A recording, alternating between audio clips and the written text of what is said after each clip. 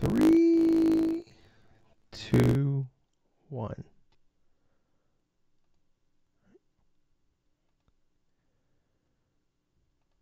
Hello, ladies and gentlemen. Welcome to episode Oh man, let me 548 tell of you, DrunkNerds I podcast. feel I'm as always, fairly I'm Tyler, and good. joining me, we have Ate a the bunch of man, Chinese food, the and now I'm myth, just the legend jacked. himself, Sir Anyway, Colonel other than that Gables. What's though, up, buddy? general work week, I did end up playing a couple of different games, including that Street Fighter 6 demo, and also a He's classic ripped. game, which I'm gonna be happy to kind of talk about the whole experience of doing that for the first. No, Nice. no. Not dismissing how I'll ever play that, but not right Strangers of now. Paradise. It doesn't make sense for me. But other than that, man, I'm doing pretty well. How about yourself?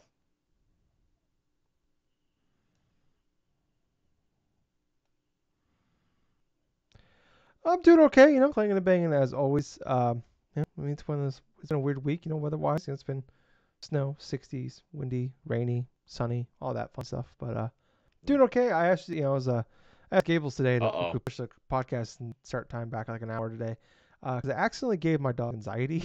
So, uh, I haven't. I've talked about like a while back, but I got an air fryer for Christmas, and I haven't used my oven since then. And so 4 months later, and I got like a pork cutlet thing. I tried making it in the air fryer in the past, and it didn't come out great. It was edible, it was fine, but it was like it's better in the oven. So I used my oven for the first time today. Oh Um, no. well, it got very smoky in here, Gables. Um, Oh no. and I set the smoke alarm off. Yeah, so people don't know. Um, Dogs like do not like obviously like loud noises like that, like sharp piercing noises. Dogs, well, no one likes that noise, but dogs especially is hard on them for their ears and stuff like that, and hurts them. Um, so he was sleeping in the bedroom. Smoke alarm went off. When he went crazy, I got it, got all unplugged it, threw it still over there somewhere. Um, there's another one Uh-huh. next to it, Gibbles, that I just has not since I've been here for 4 years now, which is crazy to say, over 4 years now. Um, I've never heard it. I just assumed it didn't work because like why is there two smoke alarms, literally 2 feet from each other, but they're there. I'm like whatever. So I got the one unplugged, the one that's like that goes off every now and again. Um, and then about 5 minutes later, the second one went off. So that one took a little longer because I was like crazy and I was fumbling around trying to hurry up and get cause I don't really have like a step ladder or anything. So like a little stool thing I had to stand on and almost collapsed on me because I was like in panic trying to get it.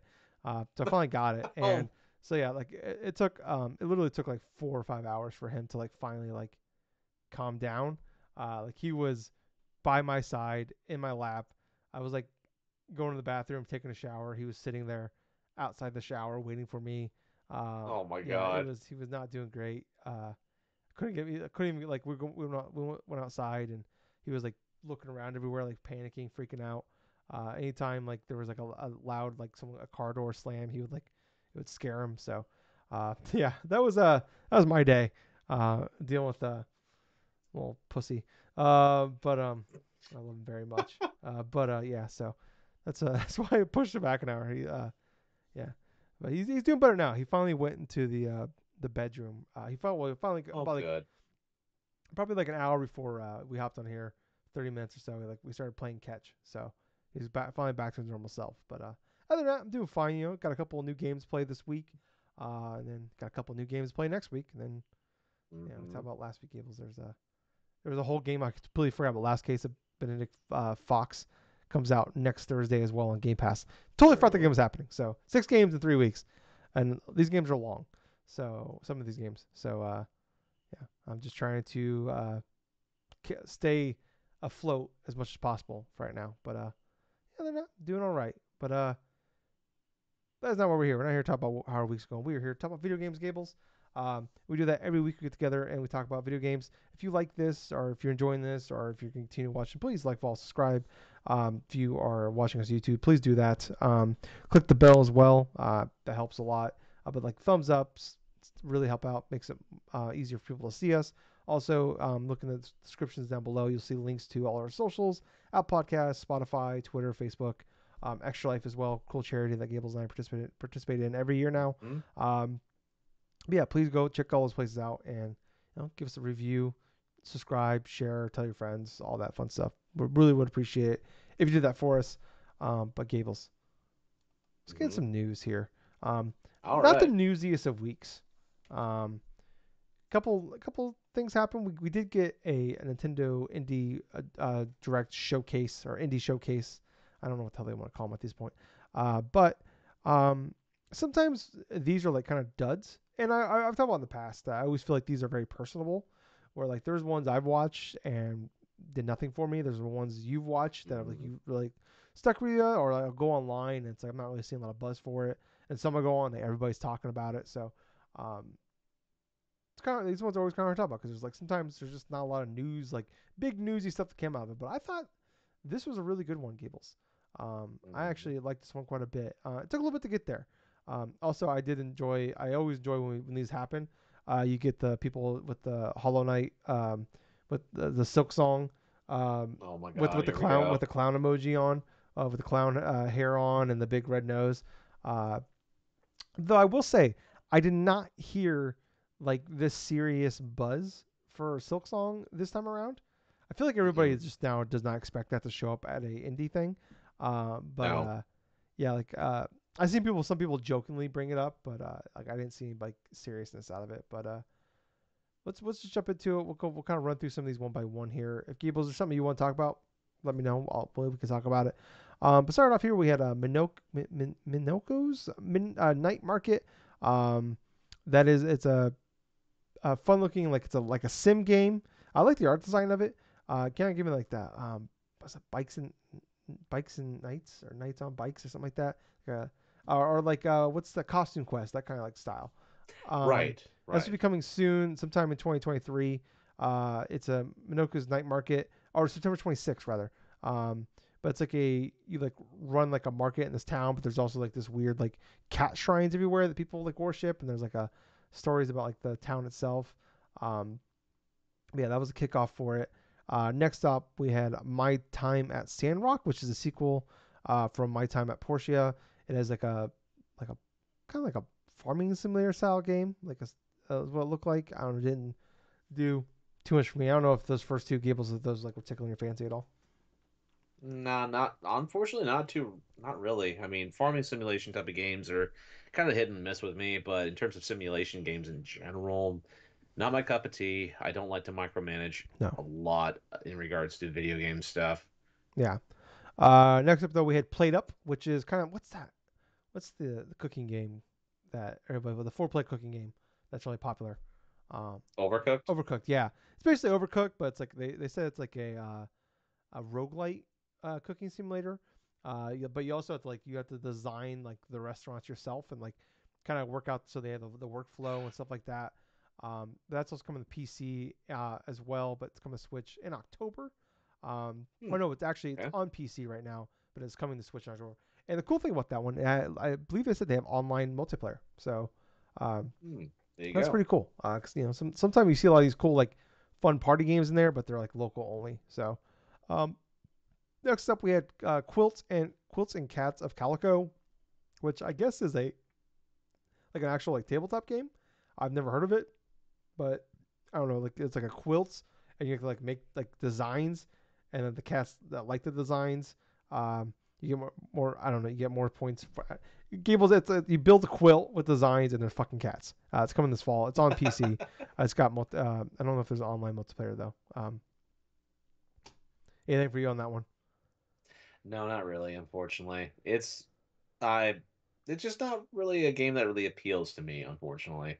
Yeah, I mean, like I like looking at it, and I'm a sucker for cute animals. So, but yeah, this is not something I'm gonna be picking up. But a game I might be picking up, Gables, Rift of the Necrodancer. So I guess this is actually on Steam already. I haven't heard of it. I know that they made was that Rift? What was they made the Zelda one, like the Cadence of Hyrule, Yep, Cadence and Hyrule, and the also Crypt of the Ghost of the Necrodancer. yeah, maybe it was Crypt of the Necrodancer. I'm not Yeah, sure. I guess we have this fancy thing called Google of the Crypt of the Necrodancer. Yep. Um, Yes. so this is a rhythm spinoff roguelike rhythm game. Uh, it's coming to the Switch sometime this year. Or no, so wait, previously only announced. So I'm sorry, I'm going through the article here that's running through it. So it says previously Right. only announced. Oh, so it was announced for PC, but now it's announced for Switch, coming this year.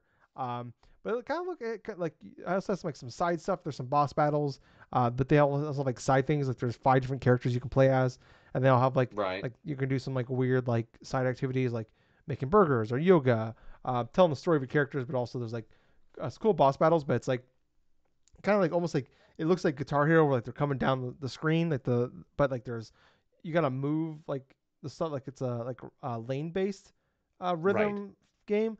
I don't know, looks kind of cool. Like I tried that Cadence of Hyrule game because I was actually like I thought it looked really good and I heard it was really good. But I have no rhythm whatsoever, so I was awful at this game. But I don't know. If it's a decently priced game or if it's on sale, I might check it out. But I don't know. I mean that tickle anything for you? Well, yeah, yeah, it definitely seemed fairly nice. Music rhythm games. It's like I do like my fair share of like the music rhythm style of games. That one seemed kind of interesting because it's like has this old rock and roll aesthetic to it. Plus, there's other things in Curtail that's a little bit more deeper than the average like music-based rhythm game. Mm, You know, I mean, the roguelike elements, this and that. You know, that definitely has an interesting take on it. I'm looking forward to seeing a little bit more of it before its initial release date release. yeah. Next up here, we got some DLC coming for Cult of the Lamb. It's kind of a really big indie Okay. game. I was thinking some people last year giving this like its game of the year. So, um, but it's getting a free huge content update on April 24th. So that's it's a few days away. It's Tuesday. Holy shit. Wait, Mhm. Monday. Yeah, Monday. Um, but it's got some post game story content, more combat. They have a boss rush mode. Uh, they got photo mode. They got more more features they said coming along the ways too. But I never checked this game out. Like I was actually excited for it, but I was like, I thought it was going to Game Pass and it didn't. And Right. it's kind of one of those things that kind of came out. It came out like with other stuff was coming out, and I just never got around to it. Um, but yeah, I've heard nothing but great things. But like the kind of roguelike stuff kind of turned me off a little bit. But like I thought the gameplay looked great, and like the fact of like it's a roguelike thing, but you also have like you running like you're the head of a cult, and people like you can like make people do shit for you and sacrifice themselves for you and make you stronger and stuff like that. I don't know. I thought it looked pretty cool. Well, you know what? With like Cult of the Lamb and stuff, I realized this is like the same makers as Binding of Isaac. I believe that is correct. Cult of Let me look it up here. Cult. I don't know, did you ever play that one last year? I can't remember. No, I never actually had the chance to play Cult of the Lamb. There was other games at the time, but I've seen little elements of it. I mean, it's pretty cool though that fans of the game are be getting post game content and all that other stuff because hey, that game's fairly unique. It looks pretty fun. Yeah. Yeah. I don't believe it is. Um, Sorry, I'm going through like a whole thing here. No, they did not make that game. So, Okay, okay. um, but at least according to their Wikipedia page here. Next up, though, we got some post-launch DLC for Shovel Knight Pocket Dungeon Puzzlers Pack. So that's coming this spring as well. Also, a little to the left is getting some DLC in June. That's that weird game where, like Organization yeah, game. what kind of? I mean, oh, that game looks kind of neat, but not for me. Next up here with Animal Well from Donkey, the YouTuber. I don't know much about Donkey, but I enjoyed the video he made. And I don't know, like I was kind of like I know they announced this game a long time ago, but I completely forgot it was even existed. Or one of those things you just like you see and you just kind of in and out, one ear out the other. I don't know. I think the game looked pretty cool. I don't really know like what exactly the game is still. I know there's more out there, but what about this one for you, Gables? In regards to that, I personally didn't really see too much of it, unfortunately. But yeah, I don't really have too much to say Okay, about it, I know. unfortunately. I just don't know Donkey very well in that. I know there's been a lot of people out there that talk about that game for a long time, and I just didn't. I don't really know much about it. Didn't do much to take from what we got there. It didn't do much for me, but um, that is also coming to PS5, PS4, and PC as well, and that is coming out early next year. Um, Crime O'Clock was shown off next. It's the game where you like travel through time. You have to like solve puzzles, and then but going there's different ways that go about solving those crime or solving the puzzles, but it will change things through time as you go. I don't know, I thought it looked pretty cool. There's like 40 different cases you can do. It's coming out June 30th. It's coming to PC as well. Um, but the funniest thing out of this was like when they originally showed like the logo of the thing, it looked like it said Crime Cock uh, for me, and I was like, does that say cock? But yeah, I don't know. Like, I think this is a game I'm gonna wait for people to like to play and like I want to see more of it. But I don't know. I thought look I like the idea of it. Like it's definitely different. We don't see it like sometimes these indie games you see a lot of like the same style of games or like people copy like the other indie games that blew up or that they it's like smaller versions of big games that blown up. And Right. this not to say like these other games are like that, but this one's like definitely looks different and like decent price point. Like June 30th, decent time. There's not like, oh fuck, that's Final Fantasy 16. But I mean, it's the time like where 16th, I think it's on the 6th or 7th. what No, no. I'm just trying to think of the release date of Final Fantasy June 16, 22nd. but I think it's just, yeah, the 22nd. There you go. Yeah, but I don't know. I thought it really good. I like the art design with the kind of the black and white, kind of the black and white, kind of like the pencil kind of draw. I don't know. I don't know art very well, but I like the art design of it a lot too. So I can see myself giving this one a shot. What about that? What about you, Gables?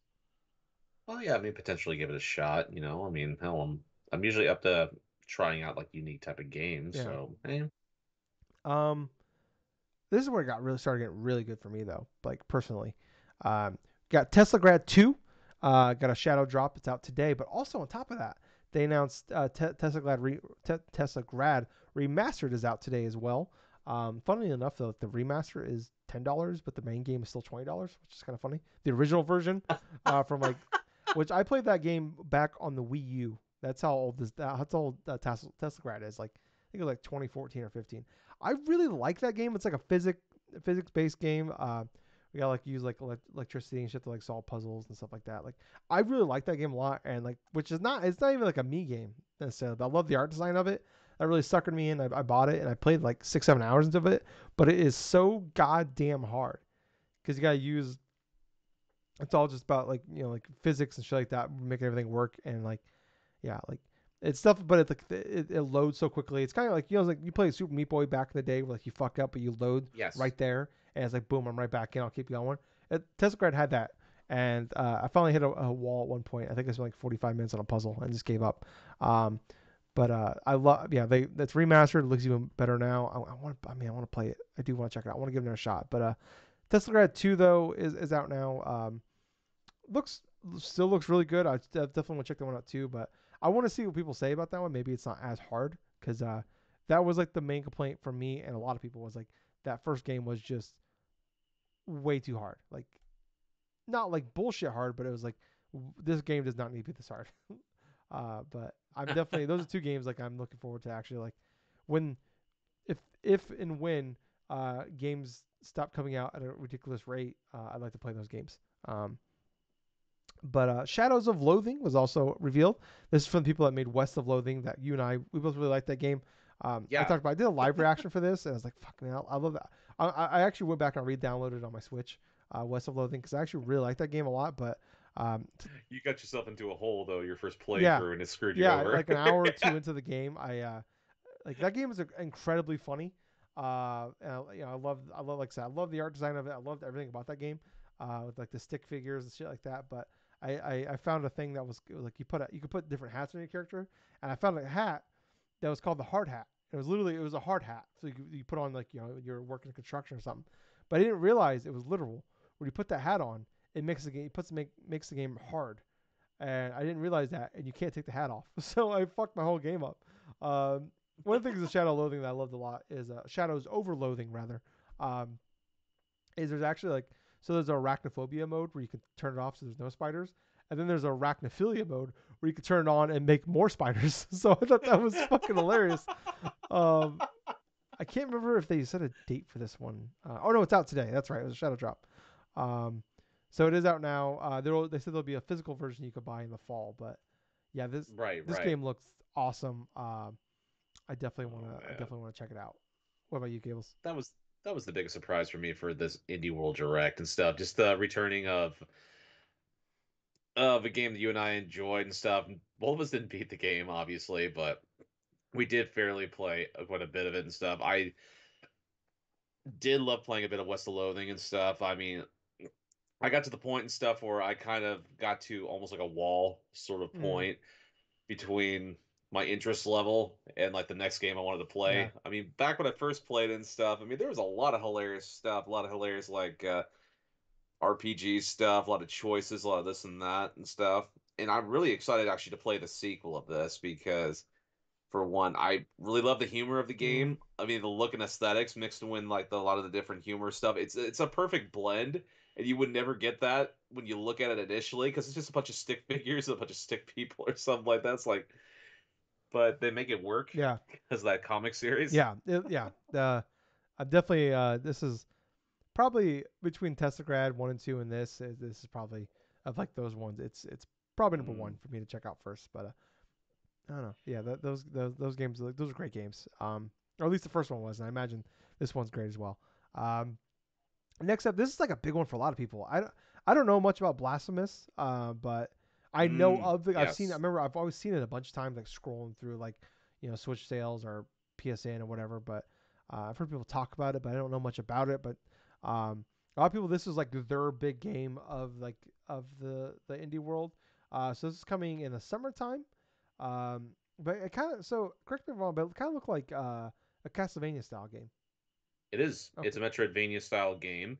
It's definitely more gothic. It has a lot more type of kind of it has a lot more type of like mature themes inside of it, but at the same point, at its core is it's a harder version of a Metroidvania, and there are definitely a lot of like key things you can do. It's they say that I've heard people compare this some to certain aspects of Dark Souls in regards to some of the character choice, the characters, the enemies, and stuff. But it was also known as being a pretty darn hard game, the original Hmm. Blasphemous. And so the sequel of it, I was actually really surprised to see Blasphemous 2 as well, because I heard nothing but good things about the original game. And then seeing the second one, even like with a 30-second trailer, I think, close to a 30-second trailer, it just made me want to play the original game. Yeah. I mean, even more so because that actually looks like it's going to be a better, it could potentially be better than the original. Yeah. Yeah, look, I mean, look good. Those aren't, I'm not a big Metroidvania style, especially 2D gamer. So, but yeah, that game, I'm like I said, I've heard nothing like, but like everybody was raving about that was like to them like one of their games of the showcase. For me though, my game of the showcase, Oxenfree 2 Lost Signals, finally after years of waiting. I mean, how long has it been? I was thinking about this the other day. Free. When did that game first one come out? Wasn't Oxenfree like on the Wii U first or something? No, it was January 2016 is when it came out. Um, Oh damn. Okay. yeah, so but it's been 7 years. They made After Party between those though, which came out in 2019, which is also fantastic. That's on. I think it might be on Game Pass still. But yeah, Oxfree. It was on. I remember like I raved about this game because so Night School makes it. They're like Skybound was the publisher of it. Which Skybound is like the people that own Walking Dead and they like publish a bunch of other stuff. Yes. But anyways, I raved about this game back in 2016. I love this game.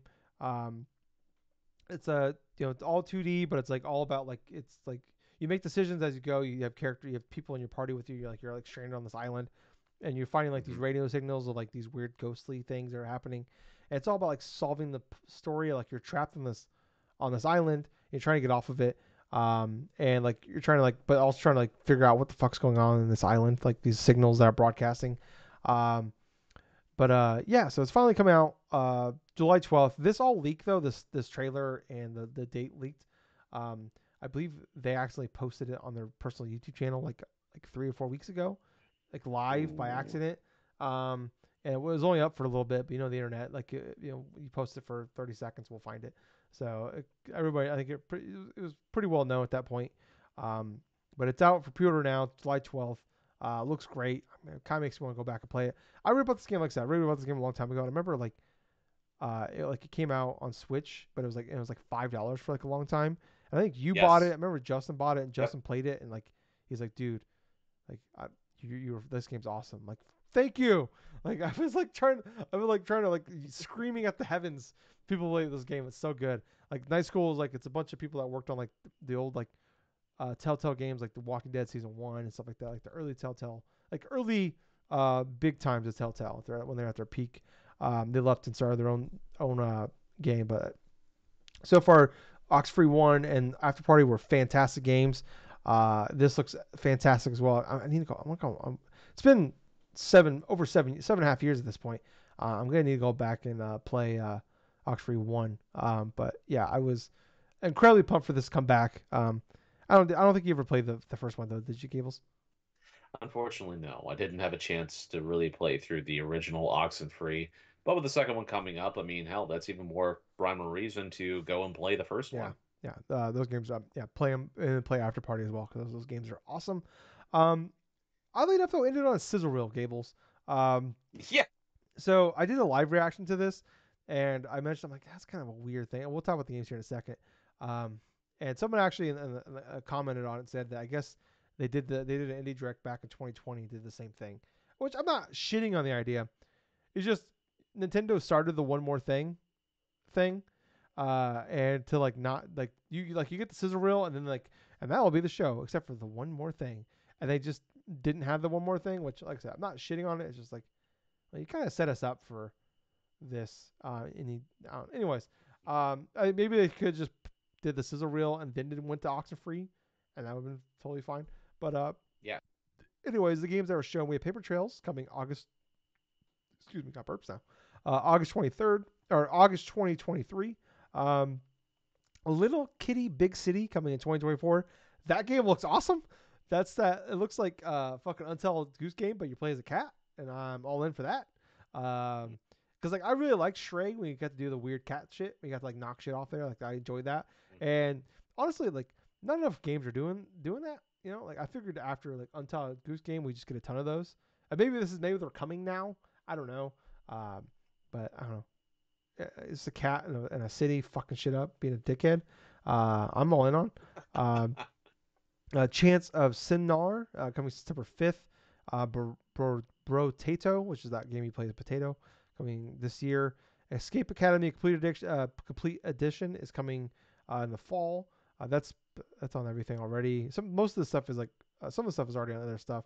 Five Nights at Freddy's Security Breach is out today, out now. That's been on everything. And oddly enough, Gables, Bomb Rush Cyberpunk finally got a release date. And they just threw it in the scissor reel. August 18th. You were uh, super pumped for this game a year and a half ago. mhm. It's Yes, it finally was. coming now. Well, finally coming in Yes. 5 months. Well, exactly the point. And I was actually fairly surprised to hear about the initial release date, especially when I saw the initial like sizzle reel at the end of that Yeah. thing, and I'm thinking to myself, it's like, well, finally this game's gonna be releasing this year, and it's gonna be on the 18th of August, and actually it looks better than the last time I saw it. So yeah, this is definitely something that I'm fairly excited about, Yeah. seeing how well that does. Yeah. I thought overall this was a really good one. Like I said, these are always very personable, but those last like few games there, like we start with like Testagrad, Shadows over Loathing, and then like Oxenfree and stuff looked really great. There's a couple things like I was kind of disappointed we didn't get like Aggro Crab. That was like the big game they showed off last year. Where you're like Oh that game yeah. looked awesome. I can't remember if they said that was coming 2024 or um, That's the thing. I don't remember it either. And like another Crab's Treasure was like another one that that's was the that's supposed what to. no that's what the game's called. Another Crab's Treasure. But Aggro Mhm. Crab is people making it. I'm sorry. Yeah, Oh, another Crab's Treasure that is coming to this year still. Is what they're saying. Um, huh.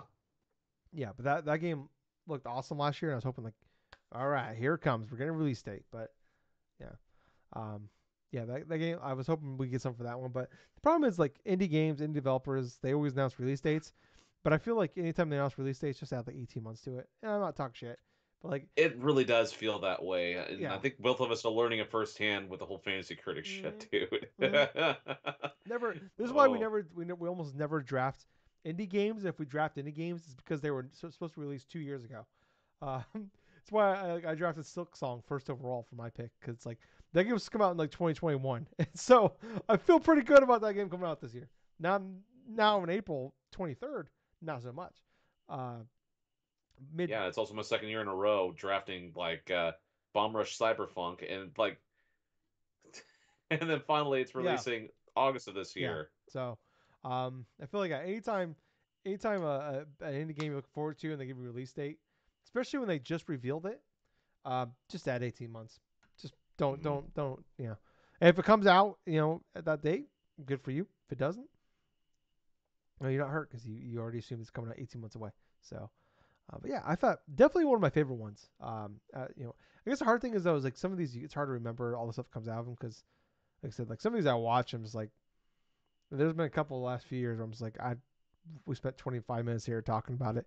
Would you and I live react to the one last year, like last Hmm. November, and I'm like, all right, and like I think we spent like 30 seconds after the thing was over talking about it, and we went our separate ways after the Skype call. I was like, all right, well, that was a indie world showcase, but yeah, some of these like I don't know, but like I said, they're always very personal. But I definitely really enjoyed that, especially that last like the second half of it was awesome. I was a little concerned in the beginning, Gables. They had me in the first half because like they started off right away with like the my time game and then the cat game you run in a market, and I'm like, oh no, forget this is gonna be like the anime farming simulator direct all over again, and then luckily they switched gears, but yeah, I don't know. I mean, how good do you feel about this one afterwards? Honestly, I thought it was all right. I came with no expectations whatsoever. I already knew that there was no way in hell Silk Song was No. even going to be mentioned in this direct. But at the same time, though, I definitely have an overall positive feeling about it because of the reveals of not only the sequel to West of Loathing, but also Blasphemous 2 being announced. But also, what's kind of interesting is like the rift of the Necrodancer. That one was fairly interesting as well. And I thought those three were the big three for me coming out of that direct. Overall, though, I would have given this like about 6.5 out of 10 personally, from my honest to God feelings about it. But Yeah. I, Tyler, what were you thinking, man? yeah. I mean, I guess like it's if comparing it to indie worlds, I give like an 8 out of 10 because I really like this. Might be one of my favorite ones, but like I said, like so many of these like you just forget 90% of the stuff that gets shown off of them because like no offense, True.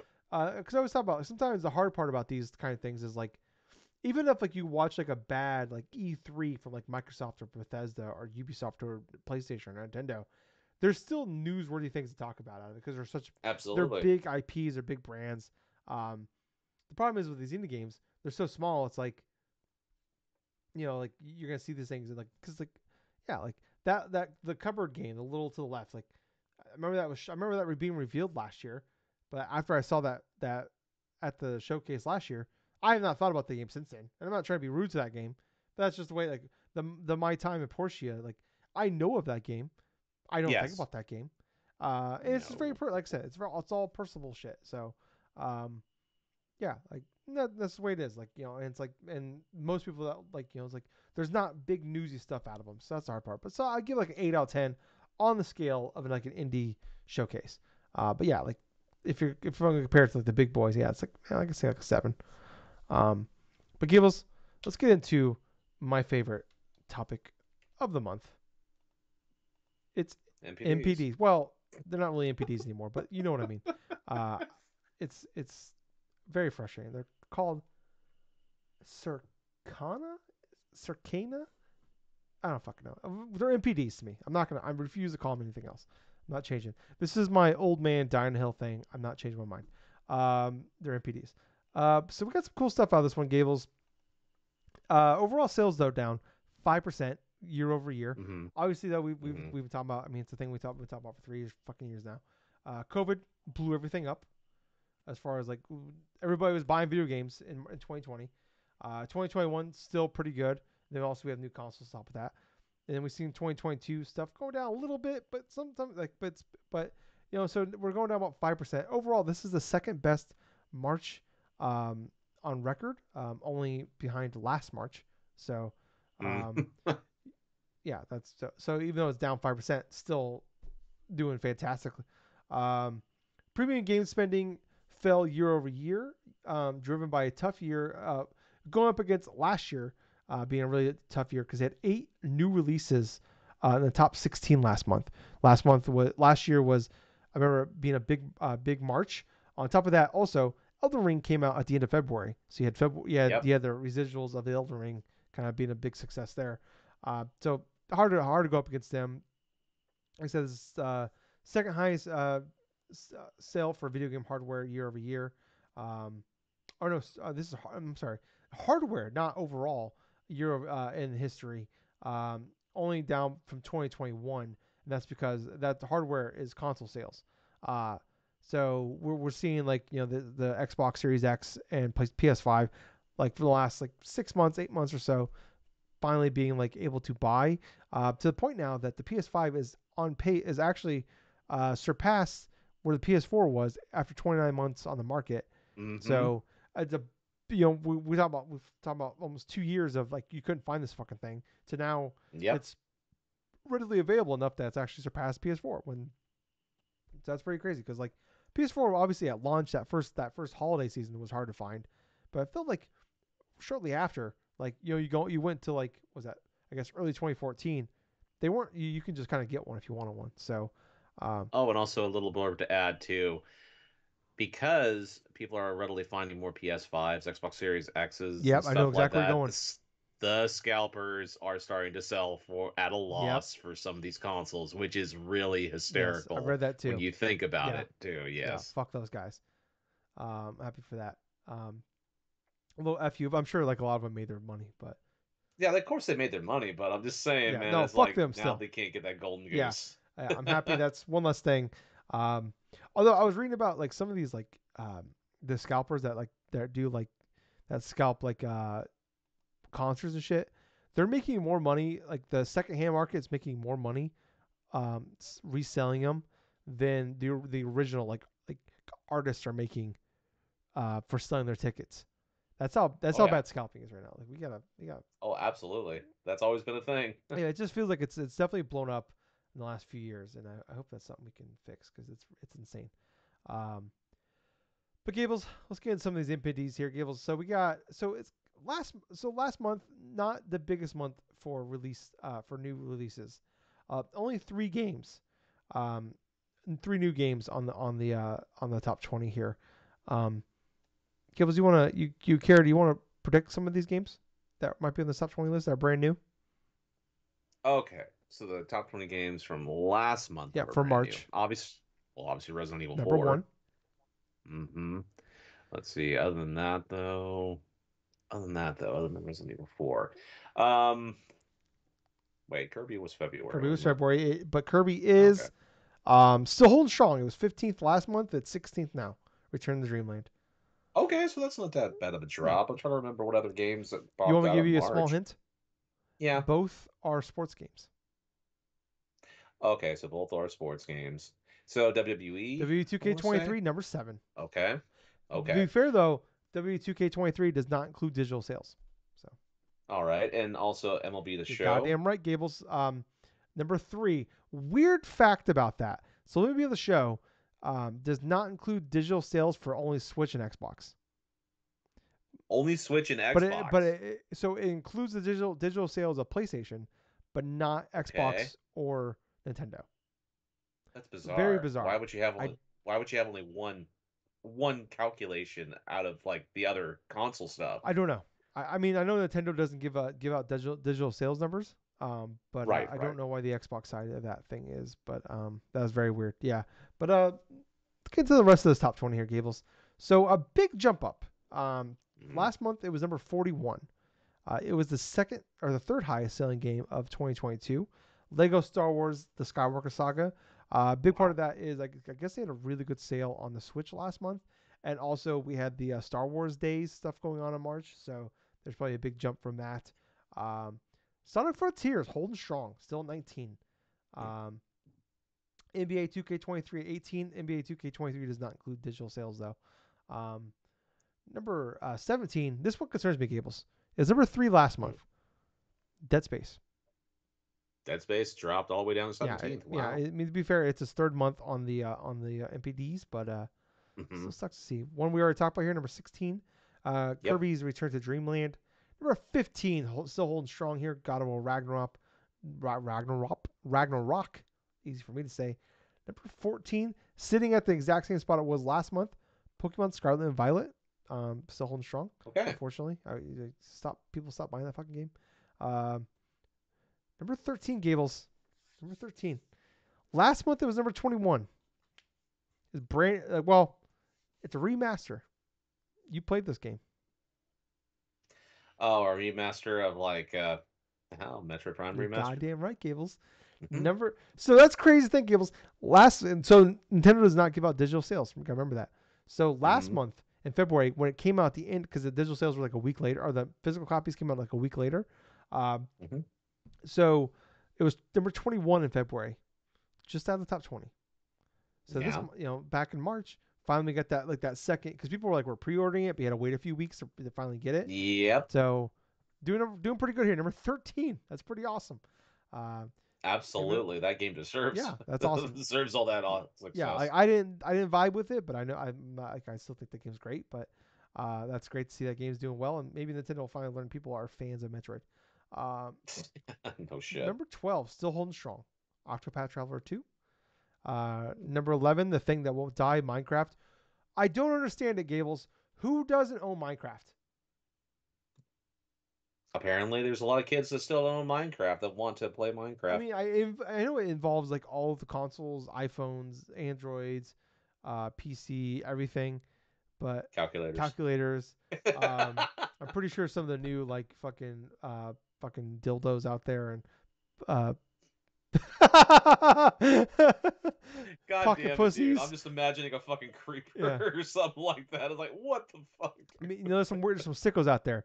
Maybe they have like a pocket pussy that's actually like looks like a creeper. I don't know. Maybe they count that as sales. Uh, Gables, there's some fucked up people in the world. But anyways, it's number 11. Another game that just won't die. Mario Kart 8, number 10. Why? What are we doing here, people? It's in the top 10 this Yeah, time. it's. I mean, it jumped from 13th, last Yeah, month. it did. Why? It's because of that Mario sale that went on during the last Oh, you're month. right. That's Mario Day was March 10th. That's right. Absolutely. So all the Mario games kind of spiked up in regards to their sales stuff because they finally dropped below 50. Yeah, yeah, they're like 40. But I'm still kicking myself for not picking up 3D World. I should have done it. Number 9, Madden NFL 23. Number Okay. 8, Gables, your game of the year from last year. You're Elden Ring? goddamn right. I don't. Still holding strong. Number 7, we talked about WWE 2K23. Number 6, Hmm. FIFA 23. Number 5, Last of Us Part 1. Part of that obviously was a TV show, and second off, the PC ports. Um, Hopefully, they get those fixed. But number 4, still holding strong here. Call of Duty Modern Warfare 2. Number 3, we talked about MLB The Show 23. Number 2, Hogwarts Legacy, no surprise there. Number 1, we talked about Resident Evil 4. Uh, Yep, yeah, yep. so I'm pretty cool list here, Gills. Like this is a fun list because we see them. They go like I always enjoy seeing like the number of like the games that don't make the month prior and then jump back in. So like I said, like Lego Star Wars jumping from 41 to 20. What was that game? It was like I think it was like Last of Us. Last of Us or something like that. There was a game that was like, oh no, it was during COVID. What was that the exercise game on the Switch? Oh, yes, Ring Ring Fit Fit Adventure. Adventure. It jumped from like 561st to like 13th because everybody all of a sudden bought one because they couldn't go to the gym. I always enjoy like seeing those like stories in there where they like just come out of fucking nowhere. Um, And those things are still for sale, like at like retailers and stuff. They still pack them yeah. too. I wonder if people are still playing those things though. Like I imagine that now that everything's normal again, that's not the case. But I always like little scenes things like that, seeing stuff like that. But I mean, it's an exciting month for not having a lot of new stuff. I thought there, like seeing some shit jump back in is always kind of like I said, always exciting. Metroid Prime Remaster, finally getting its donuts here, or roses rather. I would rather have donuts than roses, but that's just me. At number 13, Resident Evil 4, number 1. Already, I think it's already sold 4 million copies in like the first like week it was out. So on pace to be one of the best selling Capcom games ever. Um, Hmm. so yeah, like a really cool month. Gills, what about you? Well, you know what? I really like the fact that not just how successful Resident Evil 4 has been in regards to its re-release and stuff, but Metro Prime Remaster really loved how successful that went forth and did. Really happy in regards to like some of the newer games from last month are they're fairly doing well in regards to some of the stuff. The ones that are more surprising, obviously WWE 2K13. not 2K23. Oh man, I wish it was 2K13. I know I played a lot of that game. I don't know why I was thinking about that It'd right be like now. episode 4 of the But podcast at this point. So no shit, right? The WWE, the WWE 2K23. I mean, that it's been fairly successful and it's garnered like a lot of like good reviews upon it, yeah, and it's like it seems like for the most part that was a smashing success for 2K, barring everything else that happened like since that 2020 yeah, release that was so hyper botched. But other than that, though, I'm really thought those games just really stuck out for the month of March. yeah, yeah. So really fun list. I always like I talk about it every month. I always like looking at these because it kind of gets us out of the gaming bubble because you always hear like oh call like if you just read like Twitter, it's like Call of Duty's been a dead franchise for 15 years or you see like people say like Destiny 2 dead game, but then it's like you go in here, you're looking like shit spikes. So um, Hmm. yeah, it's always cool to see. But yeah, we'll just looking get some other news this week. That's kind of the only big like news stories like to talk about this week because kind of I feel like though Gables, it's coming. We're What? almost there. Summer Game Fest, formerly Oh yeah, E3. Rest in peace. Um, in peace. yeah. Rest in peace, peace. But Gables May, we were talking a lot about the NFL draft finally coming up this week. Um, Yes. I was telling the story about the podcast host too that he was a GM for a long time. He talks about the week or two before the draft is lying season, and it's just like Yep. front office people lying about what they're doing and like they're telling fake stories to reporters and shit like that to like throw people off the scent. Um, and May is kind of that where like you get a lot of Hmm. fake stories, but there's a lot of real stories in there. So it's like what's true and what's not. May is lying season for video games because who knows what's going to happen. We're going to hear a lot of bullshit. We're going to get really excited about some shit that's not going to happen. Remember the Gears of War remasters that were like leaked like 3 fucking years ago? Where are those at? Yes. Like yeah. So Only one remaster really came to fruition. That was like the original Gears yeah, of which War, and was that was like on Xbox that was One. like 2015 when that game came out, and it's like yeah, Yes, it like was. 2019 like two and three are getting remasters. It's like oh fuck yeah, and then still haven't seen those. Um, yeah, like so anyways, yeah, you gotta keep that in mind. But I mean, we're doing wrong. We're gonna talk about it. We're gonna get excited about it. But yeah, I'm looking forward to May because it's gonna be crazy, and it's gonna be May. I'm sorry I did that. But Gables, let's get into some of this news here. Um, I just looked in here. I'm gonna say it verbatim how you typed it in here. Sega updated the NSO this week. How did I do? Was that pretty good? Well, you did what you did. Exactly. I was more thinking about Sega, but that's just me. Wow. I feel like Gables just came through my computer screen, kicked me right in the nuts there.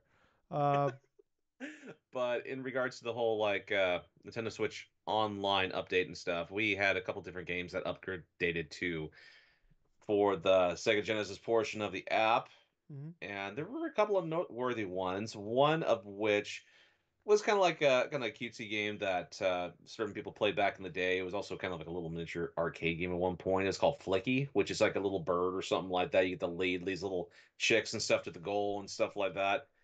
That's one of those games that I played like little bits when it was on the I think it was like the Sega Mega Collection or something on the Oh, GameCube. is I it think on it there as was. well? Okay. I think it is. It's on a couple different compilation stuff for like different consoles. I remember vividly playing it like on that and also for the Xbox 360, like Sega Genesis, like Sonic's Oh, Ultimate the Genesis Collection or collection thing. something. Yeah, I remember. I had that too. Yeah, but Yeah, I'm watching a video there on Flicky was right now. This looks terrible. It looks like that's the that. thing What's though. that ostrich game like the arcade game?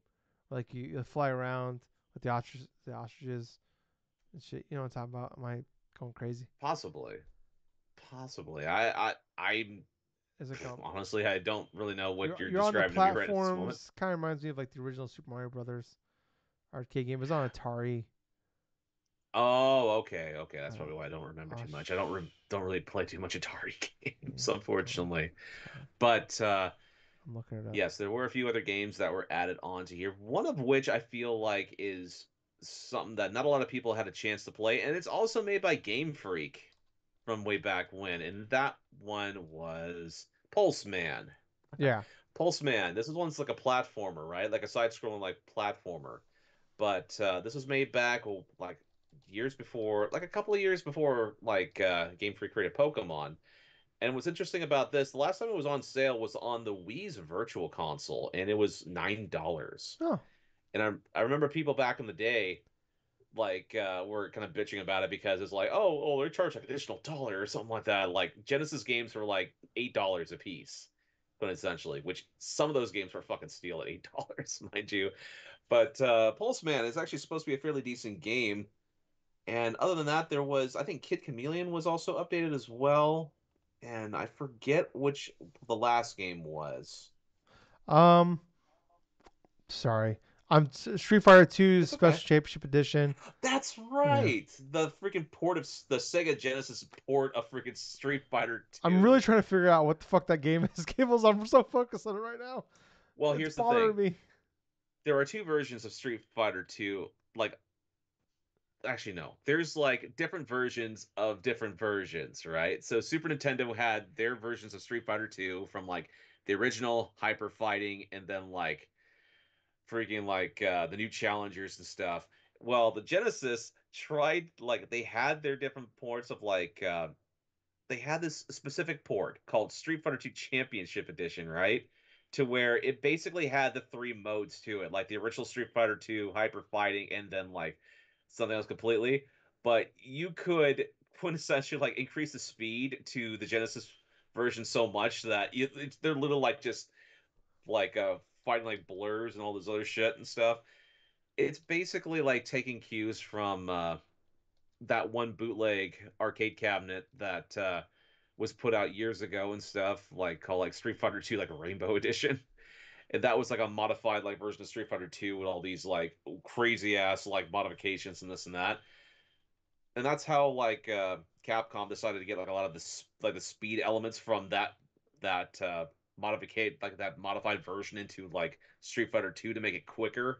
And that's during the time they released Hyper Fighting for Super Nintendo. But anyways, the difference between this version than in like its original release and stuff, at least you're gonna play it with 6 buttons and not like 3 buttons. I think I found the game. Joust. That's the game, Gables. That's Joust. Joust. Yes. Fucking yeah. Well, I'm glad you found it because I would not have guessed that. I don't know if we were an ostrich, but I said it looked like a fucking ostrich. It was driving me nuts, Gables. I was typing in some weird shit into Google trying to find it. Uh, sorry, that was all I was focused on this whole time. Oh I'm my looking at god, Chameleon Joust. now, Kid Chameleon. God, Kid Chameleon's an all right platformer. It's not like particularly great, but at the same time, there's people that have a good nostalgia for Kid yeah, Chameleon. It's basically a kid that takes like a couple different power ups and stuff based upon what he wears in terms of like helmets and yeah, like a stuff. Like he can football transform helmet into a on. knight. Yeah. Like he can transform a knight, like a football player, like some sort of monster or whatsoever to solve different types of All puzzles. right. So Pulseman was a Game Freak game. I Yes. always thought this was like a Mega Man game. No. No, no, no. Oh, This was a Game Freak because it game. looks like I don't know. It just looks like a Mega Man villain got his own game. It definitely does. It feels like a Mega Man mixed up with like Sonic. sort of like that. Sort of like that. But thinking about Mega Man characters is like Mega Man and Proto Man kind of merged together, and then you have like electric type of abilities and all this other stuff. It just looks weird. Yeah. But Sorry about that. I had it was driving me nuts. I had to find it. Fucking Joust. I don't know why. It didn't even matter in the end. Anyways, Division Heartland was reintroduced. That is the game they announced this a couple years ago. It was like a weird like I think we're talking like a phone game or something like that, or it's gonna be on right, your phone right. as well. But it's coming. There's a beta starting soon. You can sign up for it on PC. But it's like a PvPvE uh, game where you're playing in like some like Silver Creek, Kansas, I believe. It's like a big town in Kansas. Um, and you gotta protect. It's like a survival game, and it's free to play survival game. Yes. That takes place, and like you gotta protect the town. I don't know. There's like a little bit of gameplay we got for it. This is one of those games though, like they announced years ago, like 3 or 4 years ago, and then like they quietly like canceled the game and then they Huh. worked on a bunch of other shit, and then they pulled it back off the shelf and they started working on it again. Um, but I don't know. I thought the game looks fine, but it's like I don't know. I actually like I've talked about like I really like the Division games. I just don't like the turnoff for me is the live service elements of it because like the games itself are actually like really well made. I like all that. Like all that. I just don't like going back to like the base every fucking time. Spend 30 minutes doing all that shit. Um, but I don't know. Like it's gonna be free to play.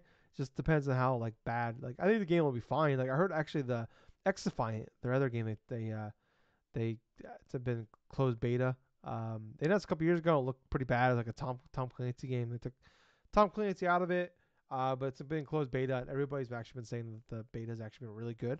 So they announced today they're actually extending the beta. So I imagine it's one of those things where like the game could come out. I'm sure it'd be good, but it's a free to play shooter game. Like just being good is not enough, you know. So it's just a matter of like how and like also what kind of what's the transaction stuff going to be like. But I don't Mm. know. Hey, like the beta coming out, we'll hear more about it soon. But I hope, hey, I hope I want to see Ubisoft turn around. Yeah, I'm rooting for him. I hope it does it for him. What about you, Gables? I'm in the boat though, where it's like a free to play first person shooter. Yeah, yeah, why not? Well, Give it a this one's shot, third see person. how it I'm sorry, is. it's third person. I apologize. Oh, third person. Okay, third person. Well, yeah, I would definitely probably give it a shot. Download it, just fool around with it if I could, like, do like plenty of, you know, playtime or something with that. I mean, I'm not going to dismiss it outright. I'm just saying that this is the type of game that Chili is not in my cup of tea. Don't really like SWAT-based games that Yeah, much, besides the clearly obvious ones. yeah, yeah. Fortnite obviously is your favorite. Uh, No, uh, Gables, we gotta do a bet here soon. Because okay. Justin and I are a little mad at you. Um, All right. Why are they mad at me now? so I sent you a really good deal a few days Okay. ago. The letter is only $1.40 right now, and you refuse to pay for it. And I'm a little pissed off. I'm not gonna lie. Um, Gables, I uh, really need you to bet on this game. I really need you to make a bet that you'll lose, so then you have to play this game. oh I my want you to God, here stream we it so I can go. watch you play it. Justin was here last Saturday, and I had to do something on the Mhm. computer here. We had to download some stuff. Yeah. Um, we had to download some games. Um, and it's not like we had to download some. We really were downloading games, but we were doing some weird, mischievous shit to get those games. I swear, when I said that, I'm like, that sounds very sexual. I didn't mean it like that. We were literally downloading games. uh, Oh. but I mean, if Justin knows, I mean, whatever, man. Let me know, man. I'm down. But anyways, Jesus, I'm so flustered now. Anyways, I was showing him on Twitch on your personal Twitch channel. The Pitter Pot video is still on there, which I really need you to send that to me. Uh, Oh. because I want to put that on our YouTube channel because it is some of my favorite shit that you've ever done. Um, and more people need to see it, and I just want to be able to watch it forever. But I was like, fuck, I need really need Gables to play another True False Studio game. So I need you to make a bet with me that you're gonna lose, so I can make you play the letter. Um, Oh my God, here we yeah, go. so we're gonna think of something here soon for that. But Gables, Hmm. it's $1.40. Just buy it. Just do it for me. Um, quit being so selfish and think about me, okay? Anyways, Street Fighter 6 got a showcase as well. Now it's, some cool stuff here. Gables like it's actually like I'm not a fighting game guy really. Like I play like the Injustice and Mortal Kombat story modes, but that's really about the as far as I go for my fighting game stuff. But showed some like the whole like open world area where you can like run around, you actually create your own character, and you can actually get in fights with like computers and stuff like that. I think Hmm. all like the world tour mode looked pretty cool. Um, but they also announced that the first year you're getting to get 4 new characters here. I'm trying to scroll here. So we're getting AKI is in autumn. Aki. Aki. Okay. Oh, it says A period K period I period. But I guess Aki in Japanese is autumn, which is kind of cool. So that is autumn is coming in autumn of this year. Rashid is coming in the summer of this year. Hmm. Ed, is that really Hmm. his name? Yes, Ed. That's coming in Yes, the. both Ed and Rashid are returning characters from Street Fighter Five. So Aki is a new character. Okay. Yep, Aki's a new Okay. Well, character. I don't like Ed, just based off the name alone. But that is coming winter 2024, so early next year. And Akume, am I saying it right? Akuma. Akuma. Okay, that's coming in the spring. So 4 new characters coming in the first year. So pretty cool. I don't know. They said, is that gonna be free or you gotta pay for that? Oh no, you got it's No, they're no, no. pre-order. This Yeah. is fighting Okay. game and stuff. This is a battle pass stuff. So yeah, that you're gonna have to pay for Okay. that. Yeah. Yeah. It says here. They're included if you get the deluxe or ultimate edition. So okay. So it's probably gonna be like $25 or something like that for the battle Yeah, I pass. think like you can get like if you buy the ultimate edition, it's like I think it's $80 or $85 something like that. So Hmm. slight discount if you buy all that, and then like there's a bunch of if you pre-order now, you get some bonus costumes and like titles and stickers and stuff like that for your character. Um, yeah, coming to everything June 2nd. Um, we both played the beta. I played it for a little bit, but Hmm. we'll talk about that here in a little bit. But yeah, that's coming. I mean, I this is pretty much a day one buy for you, right, Gables? Quite honestly, it definitely is looking like it's going to be a day one buy, especially when a lot of the content, there's a lot of good things just in general inside this Street Fighter 6 from a good, like not only from like a gameplay standpoint, but also in terms of like online connectivity in regards to like having your own kind of communities, like definitely having your own type of like tournaments and stuff based upon what you want to go forth and do and stuff. You can actually, if you really wanted to, you can go to the Battle Hub thing, go and sit down on one of those little freaking digital arcade machines and actually play specific like Capcom games if you choose Oh, that's to. cool. Okay. I know that's a little funny touch in my honest opinion. First players like the first player stuff, like that. I'm looking forward more to seeing how that goes through as well. But I'm actually excited to see a lot of the different characters, just to try out a lot of the different Yeah. characters. Yeah. I mean, I really like some of the new characters that are being introduced right here. Marissa looks like a gladiator style like character that's just goes toe to toe like with grapples and stuff, sort of like what Zangief does, but not like Zangief, just a little more fierce. But let's see, I think it was like Manon, I think her name was the one that has like a ballerina type of styling and stuff. I don't know if you noticed her in this showcase, but when she does her level 3 super, the music that plays while she's going through an attack of the opponent is super hysterical, and I'm absolutely I'm loving gonna go it. back and watch that. Okay. You're gonna need to watch that though, because it comes out of nowhere. Like she literally is singing along while she's performing her level 3 super, and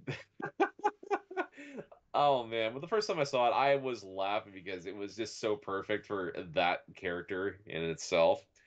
But the biggest thing that surprised me about this Street Fighter 6 showcase was the revealing of the full character, like the full characters that are coming in Battle Pass 1. N- Normally, like in the past, Capcom, when they've done stuff like this, they've like maybe hinted maybe like a character that they're going to be going through and coming soon, then maybe the next one. I feel like they did this move in concept because of all their characters got released pretty soon after the game was announced in terms of like leaked onto the internet Yeah. and stuff. So people already knew the character, like the main roster before Capcom had a chance to go forth and announce them. Sucks, but at the same time, it actually made a lot of people super duper excited after that Yeah. happened too. Yeah. But oh man, I really love the designs of Rashid and also with Akuma as well. Akuma looks like it's just this full on like angry it's like this angry freaking killer, like old grandpa killer or something like that, dude. He just looks like he's menacing as shit as he's usually is. But yeah, I'm kind of interested in seeing the character of Aki, seeing how she's going to be playing and stuff, because she kind of looks like a technical character, like sort of like maybe like Fast Strikes, but more methodical in regards to your approach, possibly. That's me speculating, but I did enjoy what I watched from it, and even though like Little Wayne was like actually hosting little bits, like introducing Yeah. like different type of stuff though. But hearing the announcement of the demo shortly after that the showcase like ended and stuff, that was a nice touch. Mm-hmm. I mean, Granted, I was expecting something. Yeah, it kind of leaked a couple weeks ago too that there's gonna be. Right, right. But yeah, it was a fun Yeah. showcase. Um. Yeah. It's like I'm not like I said, I'm not a huge fighting fan. Like, but I will. Like we talk about like Gills. There's not many things I hate more in this world than anime and Dragon Ball Z. And I got really hard into the Dragon Ball Fighters Hmm. a few years ago, and to the point that I actually made my top 10 list. I think that was 2018 or 19. So it's not in the realm of impossibilities here of like I might get into this game. So I don't know. I'm like, after watching that and kind of like reading a little bit, I'm like, oh fuck, man, this game looks kind of cool. And like I've been, been jonesing. We haven't had a great fighting game for me like that I would get into, really since like, I mean, Mortal Kombat 11 I liked, but I didn't love it. That's actually Uh, a consensus of a lot of Mortal Kombat 11 yeah, players. yeah. Like Injustice 2 was like the last one I really got into, and that was like 2017. Jesus Christ. Yeah, Wait, when was Dragon Ball Fighters? Dragon Ball 2019, Fighters, I think, was like around 2018. this to 2018, So that actually. was like the last time I got to like I really got oddly enough last time I got to a fighting game. So it's been a long time. So I'm jonesing for one. Um, Next up though, THQ Nordic announced they're going to do a showcase August 11th.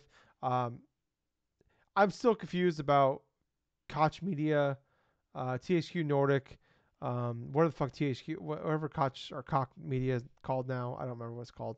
Um, I don't understand how all that shit works. It's been explained to me several times. It's just my mind will not let it work for me or like let it stick. So I just refuse. Not refuse. My mind just won't let me do it, and I'm just like I've accepted the fact that I'm not gonna understand how that shit works. Um, but it's coming August 11th. But hey, I'm looking forward to it. Last year they did one and it was so. They do a lot of AA games, which honestly, if you're gonna take the THQ name, kind of perfect thing to do. Just be a AA studio, do some AA stuff. But last year they did announce, they revealed that they're making a South Park game. So um, look forward to that. Hopefully, they got some high bar they can live up to now. So Mm. hopefully, I'm hoping. But they announced like Glow in the Dark is gonna be there. Uh, Trine 5, I can't remember something like. There's a bunch of other games gonna be announced there. But I don't know. I mean, I'm looking forward to honestly just how the South Park thing. That's about it. What about you, Gibbs? Yeah, sort of similar to that, seeing what the South Park stuff's going to be going through, going in. But other than that, though, there really wasn't much there that kind of piqued my interest Yeah. inside that whole sizzle thing that they're doing in that regards. What was more notable is the one thing that wasn't shown that was like AEW Fight Forever, which kind of like confirmed with us that this is probably going to be one of those cases where it's probably going to be released sooner than opposed Yeah. to being like after I August. mean, they've been saying the game's gonna be coming soon for a year and a half, so I'm just not getting my Yes. hopes up that the game's coming. So, um, I don't know. I'm just trying not to like. It's just a game I'm trying to think about because I'm super excited for that game. Mm. Uh, but last up, Gables. I just want to give a shout out here. Nice little golf clap here. Let's give a golf clap to Dead Island 2, a 75 on Open and Metacritic. Yeah. A game that has had 7 developers, multiple publishers. The IP's been tossed around a few times now in the last decade, over a decade Hmm. of development. Finally come out. I think if any of us, for years now, we were banking on that game just being a trash fire. In fact, came out and it's actually good. Yeah. Deserves just a nice little round of applause here. It Nice little, actually yeah, did go forth and have itself a good reviews. Yeah, just yeah. a good review period. And it just ended up being one of those games where finally there was a developer that Damn Buster. picked up, yeah, just picked up everything in regards to the game, got rid of a lot of the various crap that was attached to the past previous people that worked on it. And then it's like they put out a game where it actually is rated positively for the most Yeah. part. So I was actually listening to like an interview that one of the people did, that one of the main people that worked in the game, from Dan Busters, and they were talking about like it's like everybody's like giving us like props or like talking a lot about like concerns about this game, because of like the development hell it's been in. It's like we just scrapped everything and started over again like 3 years ago. So to us, it was like a normal Mm, development cycle. I just thought that was a really funny story. It's like that's actually pretty yeah, it's like awesome. everybody's like, man, how you gonna like make this thing work? It's like, well, we just started over, and it's like we just made a game. It's like, oh, okay, cool. Um, Let's say learn something from like the Duke Nukem Forever shit, and yeah, that was, well, you maybe just need to scrap and then yeah. just start from Instead of scratch. trying to strip and band aid and duct tape shit together. Yeah. But yeah, I mean, it's hard to make a game anytime, especially nowadays, as big as they are and expensive as they are. But the fact that they were able to turn that around and make a great game out of it, like that's good for them. And I'm happy that that worked out for them because I mean, yeah, like I think even after like that trailer we got last year from them, it's like and it's I don't think anybody thought the game was gonna be any good. Um, No. and yeah, I think this was probably 75 was probably better than the best case scenario for what we were thinking. And yeah, I mean, like I said, good for them. And it's like people like sometimes we want to mock the 75 or the games that get like those in the 70 games, but some good games that still get in those 70s. There's so Mm-hmm. yeah, good for them. But yeah, okay, let's move on here. Let's get into what we've been playing. What do you want to go first? Or you want me to go first? All right, go ahead and you start with stuff. I need to Okay. get some water. All right. While Gables is getting himself there, Jack and Coke. I'm just gonna pretend he's gonna Jack Coke. What if Gables says he doesn't drink, but I like to imagine that Gables is like actually just drinking all the time. What if Gables is actually an alcoholic? I'm not trying to make fun of alcoholics, obviously. Hope you do good. Hope you're fine out there.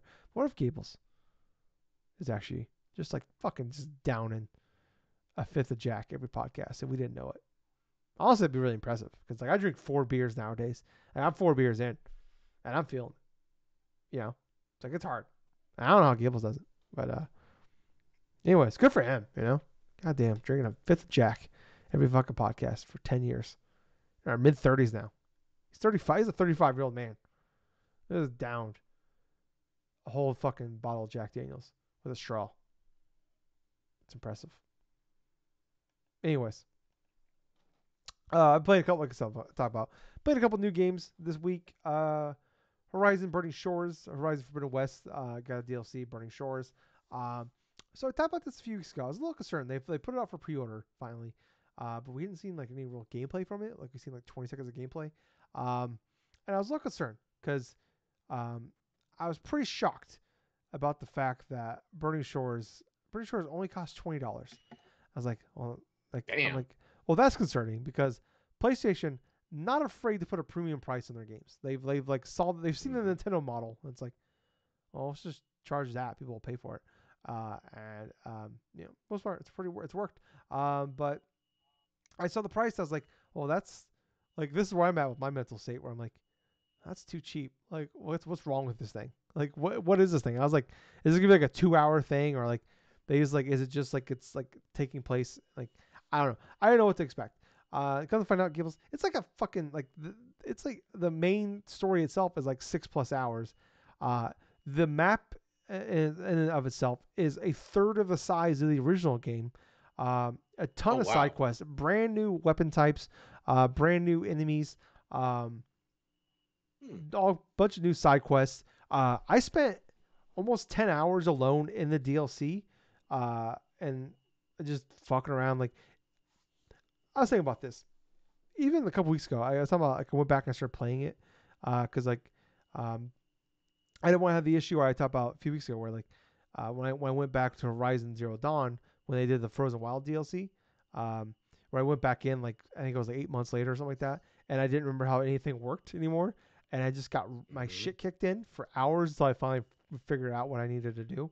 So I went back a couple weeks ago and I started replaying the game to like relearn the controls, and I was like dicking around for a few hours. I was like, this game is so good. I forgot how good this game is, and I gotta say, Gills, Horizon is my favorite open world franchise now. Like it's just the I always thought the most important thing about games, like these open world games, is the loop. It's like what's the thing that keeps you going, not the main story stuff. Like how good is that? Like we see people like Skyrim or Fallout 4 with like the building the settlements or um, Breath of the Wild, just fucking around with the chemistry and the mechanics. Like what is the thing that kind of keeps you kind of going? What's the thing that kind of distracts you from that main thing or like keeps you coming back to it? And to me, man, that combat's so good. The fights are so good. Like fighting the enemies I've fought 1,000 times. Just like every time I see him, I'm over there. I'm like, I'm gonna fuck that bitch up over there. And it's like it's like I see him like I'm trying to mainline. Like I did this multiple times. I've done it in the main game, playing through the main game. I'm like, all right, I just need to focus on the main story. I need to get through this. And then I'm like, look at that motherfucker over there. Go fuck that guy up. And I was go over there and I get in a fight. And that's what I did like today. I played a bunch of it, Wednesday and like last night I played a bunch of it, like the main story. I was like, I only have like 2 missions left. And I'm like, all right, I just want to power through this. And then I'm like, yeah, I can knock all this out in like fairly quickly, probably a couple hours. I ended up playing for like 6 hours today. Like just like I just like every time I like that little bitch over there, I'm gonna fight him. And I'm like, like I found like a relic, which is like you can find like items that are like it's always kind of like cool to like they don't really mean anything in the grand scheme of things, but like you find items from like the old world from like because it takes place in like the 31st century I think. Um, Yes. so you find shit from like the 21st century, 22nd century, and it's always kind of cool. Like you find like a coffee cup or just some like a random like just random shit here and there, and like I saw one. I'm like, oh, I'll do it. I'm right here. I found it, and it turned into a whole like I bumped to a character from the first game that was there, and it turned into a whole side quest out of that. Um, like I just like going around and like I found Disney World, um, the Chinese theater. Found I went up to the Hollywood sign, fucked around up there. It's just so like I just love walk around this world and just dicking around like the climbing, the battles, even like I love all that. And then like on top of that, you have a really great story. I love Aloy. I think like what like it's just like usually like these like you just need like a good enough story to like get me from A to B. I don't really or A to Z. I don't really care about like usually stories in open world games are kind of meh or whatever. Um, it's just kind of like the slight little thing that kind of keep you coming back. And I always said that I think Zero Dawn and Forbidden West had excellent stories. And once again, another great story. And like usually with DLC, you can kind of feel like, it's like they didn't put their all into it. Like it's like all right, there's like a small team working on this, or like sometimes you like see the DLC where it's like you're like on the same map and just add a couple more missions to it. Like no, this is like a whole other fucking area that was not in the first game. Um, and like the final boss fight in this is like maybe one of the biggest like fights I've ever seen like in this franchise. Probably is actually the biggest like from a cinematic level. Like I went to that boss fight after the cutscene. I'm like, oh my god, like this is huge. This is like great. Like I mean like on like physically this is fucking huge. And like it's great too because it's only on PS5, so it's not Forbidden West is cross gen, Mhm. but this is only on PS5, and my god, this game looks gorgeous. I'm blown away by the art style or how good the graphics are. Um, just going like just everything about like just looking at this game. I talk about like Zero Dawn was like one of the first games I played on HDR, and it blew my fucking mind. Like I didn't know games could look this good. It's better like HDR to me is better than 4K. I could not believe how good this fucking game looked, and it was kind of that moment again for me playing this game because it's like one of the first party games that's only like I know it's like it's DLC, but first party games that's only on next gen consoles that I played, and I think it actually is the first one of that. And it blew my mind how good this game looked, or how good this DLC looked rather. But yeah, I loved just the new enemies, the new weapons you get, like getting like the legendary stuff. Like I actually was like getting into the loop of like getting and upgrading my weapons. Like it like typically that stuff just doesn't click for me in other games, and for Horizon it just does. Um, but like yeah, and then like seeing Lance Reddick who sadly passed away last month. Uh, the first thing you do is like because all this like so you have to beat the Forbidden West to actually play this because it's actually post game, which I like a lot too. So like sometimes like even like Frozen Wilds, it's like it comes out months later, so it's like it's just like it just kind of comes out and it's just a part of the game. It's not like it doesn't like expand on the story. It's just extra content, and this actually like kind of expanding on and adding to Forbidden West. It's pretty crazy because like DLC a lot of times a very small percentage of people play DLC for games. Um, True. in fact, they're adding on, they introduced a whole new character that seems like it's going to be pretty goddamn important, among the spoilers, to Horizon 3. I'm not going to spoil the rest, like the storylines of the first two games, but like Lance Reddick, like he sets up the DLC and he like, there's like an epilogue thing with him at the end of this. And it is truly heartbreaking.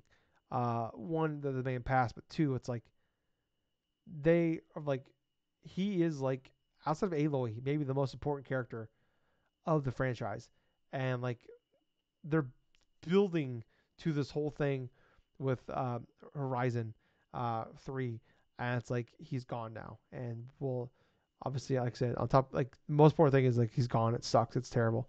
Because I love him from John Wick and stuff like that, but um, the fact that, man, we could not see, we're probably never gonna see what that story was gonna be, sucks. Because, man, like that final cutscene was heartbreaking because like, fuck, like that was like such a great scene, and it's like goddamn, it's like it has been 6 years now since Horizon Zero Dawn came out. Where like we have been building to this with him, and Hmm.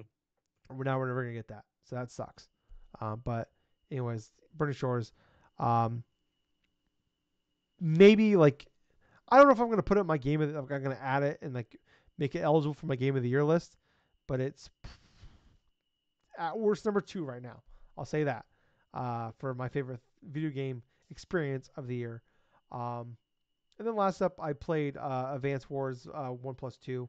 I've only played like 2 hours of it. Just came out yesterday. So, and like I said, I just got really into Burning Shores because I wanted to kind of hurry beat it today because I wanted to play Advance Wars. And then, like I said, ended up playing like 6 hours of Burning Shores. But yeah, I could see why Gables they delayed it a year. um, Literally, the the main bad guy from Advance Wars 1 is a guy named Olaf, who's dressed exactly Yep. like a guy from Russia, a Russian soldier. Yep. And even on the world map, it is very obvious that he is from Russia invading. Like they don't call it from Russia. They don't say like there's no countries involved. But like there's a world map, Right. Right. and Right. it looks a little different, but it is obvious enough the fact that Olaf is supposed to be from Russia invading a country to the south. Uh, so I could see why maybe they wanted like maybe I don't know like I thought about like you didn't really probably have to, but I could see why they did. It makes way more sense now. That being said, Right. I'm really liking the game. I only ever played. I kind of missed this era of Advance War games. I only played the DS ones, but I love those ones. And so I'm playing these ones. I've only done really the tutorial and the first couple of missions after the tutorial. I think I'm like mission 4 or 5 of that, but I'm really liking it. I'm digging it so far. But like I said, I'm only like 2 hours into it. But that's all I'm playing. What about you, Gables? All right. So I've been playing a little bit of a classic game here. I've been playing Pokemon Stadium. And let me tell you something, man. Going through and play a Pokemon Stadium, which is rental Pokemon, that is one of the hardest things you could possibly do. The reason why people, especially Pokemon fans back then and stuff, were angry with this NSO release is because there was no option to, bring characters that they've pretty much built teams and this stuff around from Red, Blue, and Yellow, because those games are not on the Game Boy service one yet. So going into this one, I wanted to see if I could beat Pokemon Stadium with all rental Pokemon. Well, I can gladly say yes, I have done it. And I will say it was probably one of the more frustrating experiences I've had playing this N64 game. But when I look at it from what I did as a kid, when I was a kid, I had the transfer pack, I had all the Pokemon games at the time, Red, Blue, Yellow, and stuff. But I could register my cast of characters that I had that I leveled up and stuff from those games, bring them on to the N64 and stuff, and I could play through different cups and different things anyway. But okay, so when you first power on the game, you get to the main like menu portion of it. It's like a central hub. Like you have a couple different things you can do. So you do have the mini games. I did play the mini games, and my God, those mini games, man, I've missed playing Mm, some of those because those were legitimately fun. The Rattata Run one, the freaking Metapod, like Kakuna, like the hardening game and stuff, to where they're trying to prevent being smashed by rocks. Like the whole Thunder Dynamo type of one stuff with Pikachu and Electrode. Oh my God. Oh, Voltorb. Yeah, Pikachu and Voltorb and stuff like that. Those were some fun ones. But I think one of my favorite ones of the mini games and stuff was oh my gosh, I want to say the Clefairy one was definitely one of the fun ones too, because you're trying to remember all these inputs and stuff on the D-pad and stuff. Like one time when I was playing that game, it actually had the input commands of up, down, left, right. So those were incredibly easy to remember. But other than the mini games, there are a couple different things inside this game you cannot access. One is the Game Boy Tower. The Game Boy Tower option was the option that you went to in order to boot up your copies of Red, Blue, and Yellow. What sucks is when you clear specific cups, you are rewarded with an upgraded Game Boy for the Game Boy Tower. So you have a Doduo one, and then you have a Dodrio one. Basically, what these rewards were, was to increase the speed in which you played the games. Most useful if you're going to go and play like grind or something like that, or if you wanted to beat the game like at a specific pace. So, it basically made things a lot more easier than having to wait because of how slow your character NPC is when they walk to and from a town and stuff. The other thing that's not accessible is Professor Oak's research laboratory. That was also a main hub to where, obviously predating the Pokemon Home stuff, this is where you got to exchange a lot of your different Pokemon from the game card to the N64 game pack itself. So when you had that option, you could do that. However, it also sucks because you played through if you played through this initial version of Pokemon Stadium, you were rewarded with actual Pokemon that you can go forth and use, but you cannot use them at all because that portion of the game is inaccessible. But other from that, let's get into some of my favorite things doing in this game and some of the more frustrating parts. So let's start with the cups. There are four different cups. You have the Pika Cup, you have like the Poke Cup and stuff, you have like the Prime Cup and all this other stuff. They are individually leveled. So for example, the Pika Cup is like from levels 15 to 25, the Petite Cup's like from 25 to 30, the Poke Cup's like in the 50s and stuff, and the Prime Cup is like basically any levels, but level 100 is what it's capped, and that's what most of the NPCs and stuff you face will have for Pokemon level 100 and this and that. So I started off going through a couple of cups, and there were a couple of Pokemon that did stick with me for the entire run of completing these cups. Kadabra and Haunter. Both of them are incredibly useful because their move sets have a couple of different things I loved. So for Kadabra, depending upon which cup, you have access to Psychic and Thunder Wave. Sometimes you'll have Psybeam or something like that. For I think it was either the Poke Cup or the Prime Cup, though. But other than that, though, I used Kadabra and Haunter mostly for a lot of my run throughs. Haunter was kind of interesting because there were some sets to where you had like Psychic and like Self Destruct and Thunderbolt, which those were pretty fun. Actually, that moveset was pretty good because it covered a wide range. And if some case or some you want to get rid of a hard Pokemon, I basically had it to where I had Haunter and also another Pokemon like Electrode or something like that that could use Self Destruct. And the rule set for this game is you cannot use self destruct to take out a Pokemon, like if it's their last Pokemon. But other rule sets for these cups is like you cannot have more than two Pokemon either asleep or paralyzed at the same time. Like there are different types of rules, but there's like two Pokemon you cannot use, and that's Mewtwo and Mew inside these cups. Makes sense. Both of them are busted. Bullshit But roll. yeah, it's the bullshit rule. So, like I said, I went through all these cups. The Poke Cup and the Prime Cup, I had to go through at least four times in general each because they have different tiers. You have the Poke Cup all the way to the Master. No, you have the Pokeball all the way to the Master Ball. So yeah, Pokeball, Great Ball, Ultra Ball, and Master Ball.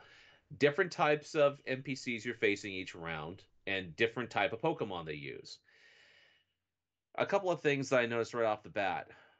In Generation 1, there are a couple of glitches and there are also a couple of quirks that are associated with this generation. One of them is by the moves that have continuous kind of like bounding abilities. So the moves I'm referring to are Wrap, Bind, Clamp, and Fire Spin. All of these moves in Generation 1 can could potentially fade your Pokemon instantly by a couple of different factors. So, for example, there's this one time that I was playing around here, and this guy was using Tentacruel, right? Tentacruel had Wrap.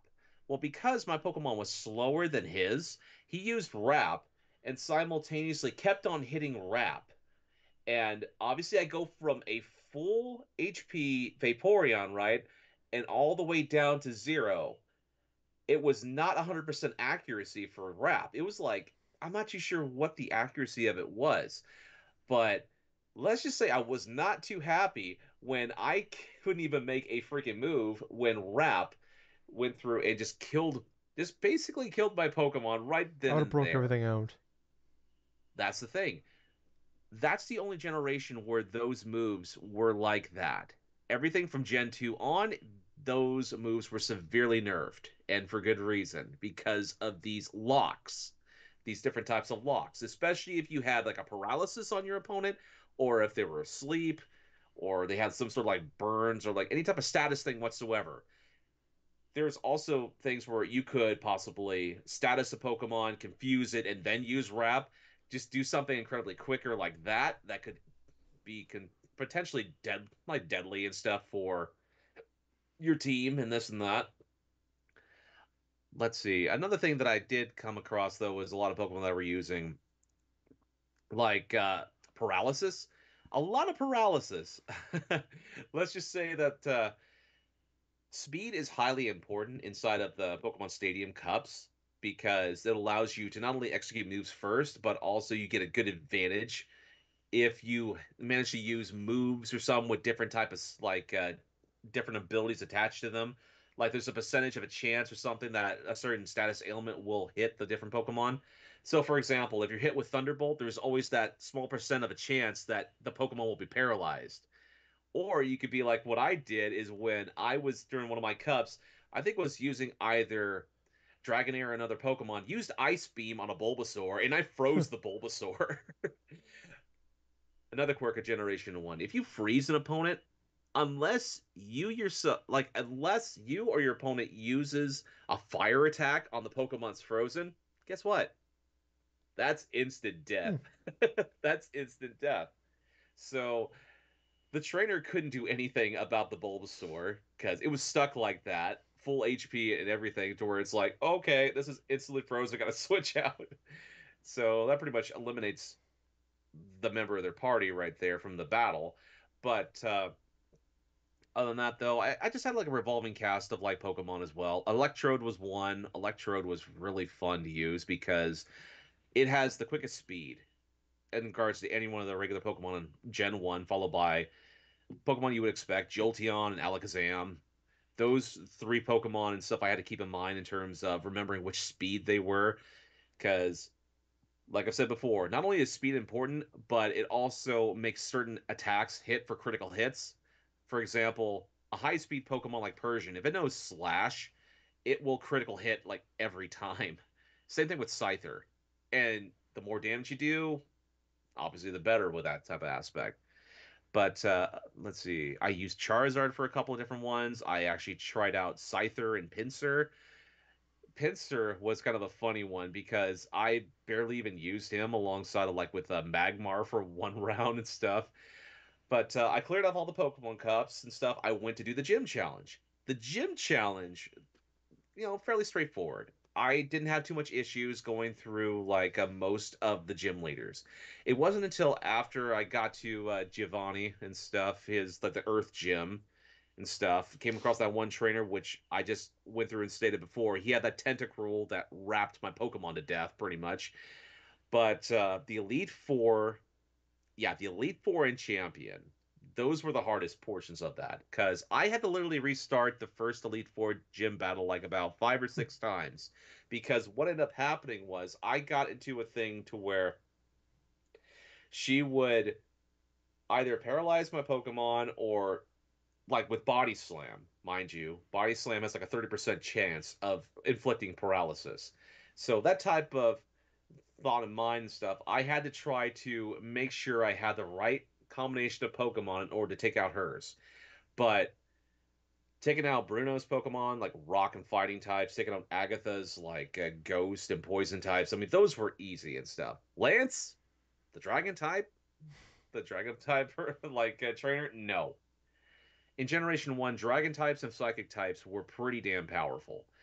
And I didn't once get a chance to encounter his Dragonite stuff. No, I faced off against Aerodactyl. I faced off against Gyarados. I mean, I faced off against like a couple other Pokemon and stuff.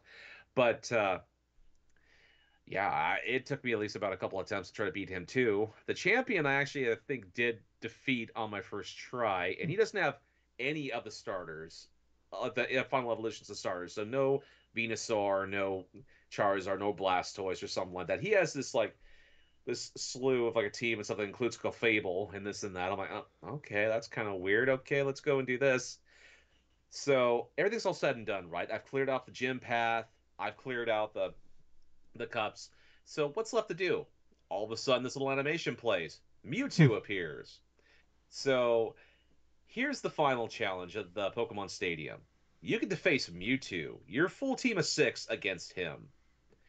And so because I'm using rental Pokemon and because I'm trying to think of ways to get like take out Mewtwo, it actually it's a lot easier than you think. Because if you use some of the rental Pokemon, all you need to do is choose the fastest Pokemon, like Electrode, use Thunder Wave. That way, Mewtwo cannot outspeed any of your Pokemon. He can't switch out, he can't heal, can't do anything else like that. Then, of course, if you survive a psychic hit from him, use Self Destruct. Take out a chunk of his energy.